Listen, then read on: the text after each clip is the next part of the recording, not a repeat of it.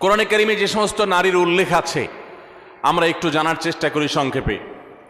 প্রথমেই সবার আগে যার নাম আসে মারিয়াম, যার আলোচনা কোরআনের পৃষ্ঠায় পৃষ্ঠায় পাড়ায় পাড়ায় সুরায় সুরায় রয়েছে, বিভিন্ন জায়গায় জায়গায় আল্লাহ তাআলা করেছেন। সেই মারিয়াম তিনি হলেন গোটা পৃথিবীর কিয়ামত পর্যন্ত আগত আমাদের সকল মা বোনদের জন্য সবচেয়ে উজ্জ্বল উদাহরণ, সবচেয়ে উজ্জ্বল দৃষ্টান্তগুলোর একটি।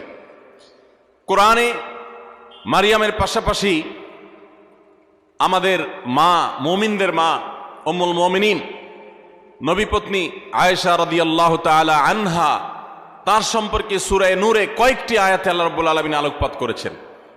আমরা অনেকে জেনে থাকব আয়েশা রাদিয়াল্লাহু তাআলা আনহার চরিত্রে কালিমা লেপনের অপচেষ্টা এবং ঘৃণ্য কর্ম করেছিল মুনাফিকরা।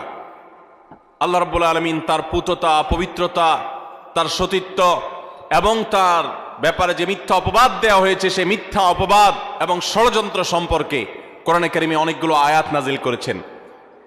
একজন নারী তার চরিত্রে কালিমা লেপন করার অপচেষ্টা যখন করেছে কিছু সমাজের ঘৃণ্য পুরুষেরা, মুনাফিকেরা, আল্লাহ রাব্বুল আলামিন তার চরিত্রের পুততা পবিত্রতা প্রকাশ করবার জন্য, ঘোষণা দেবার জন্য কোরআনে কারিমে অনেকগুলো আয়াত নাজিল করেছেন। একজন নারী হিসেবে, একজন মুসলিম মেয়ে হিসেবে এই ঘটনা নিশ্চয়ই আমাদের জন্য আনন্দদায়ক, এই ঘটনা নিশ্চয়ই আমাদের জন্য প্রেরণাদায়ক।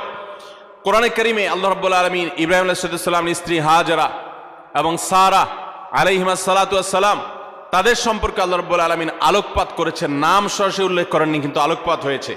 কোরআনে কারিমে জাকারিয়া আলাইহিস সালামের স্ত্রীর আলোকপাত হয়েছে, মুসা আলাইহিস সালামের মায়ের আলোচনা হয়েছে, কোরআনে মুসা আলাইহিস সালামের বোনের আলোচনা হয়েছে, কোরআনে মুসা আলাইহিস সালামের স্ত্রীর আলোচনা হয়েছে যিনি ছিলেন শুআয়ব আলাইহিস সালামের মেয়ে, কোরআনে ফেরাউনের স্ত্রী আসিয়ার আলোচনা হয়েছে, কোরআনে বিলকিসের আলোচনা হয়েছে, কোরআনে ঈসা আলাইহিস সালামের নানি ইমরাতে ইমরান মারিয়ামের মায়ের আলোচনা হয়েছে, কোরআনে আইয়ুব আলাইহিস সালামের স্ত্রীর আলোচনা ইঙ্গিত হয়েছে, এবং কোরআনে উম্মাহাতুল মুমিনিন সমস্ত নবী পত্নীগণ, আমাদের মাগণ, প্রিয় নবী সাল্লাল্লাহু আলাইহি সাল্লামের স্ত্রীগণ, সম্মানিতা স্ত্রীগণ, তাদের আলোচনা হয়েছে।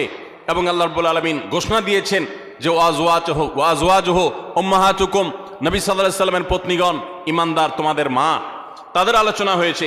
কোরআনে খাদিজা রাদিয়াল্লাহু তাআলা আনহা সম্পর্কে আল্লাহ রাব্বুল আলামিন ইঙ্গিত করেছেন একাধিক আয়াতে। কোরআনে হাফসা রাদিয়াল্লাহু তাআলা আনহা সম্পর্কে ইঙ্গিত রয়েছে সূরা তাহরিমে।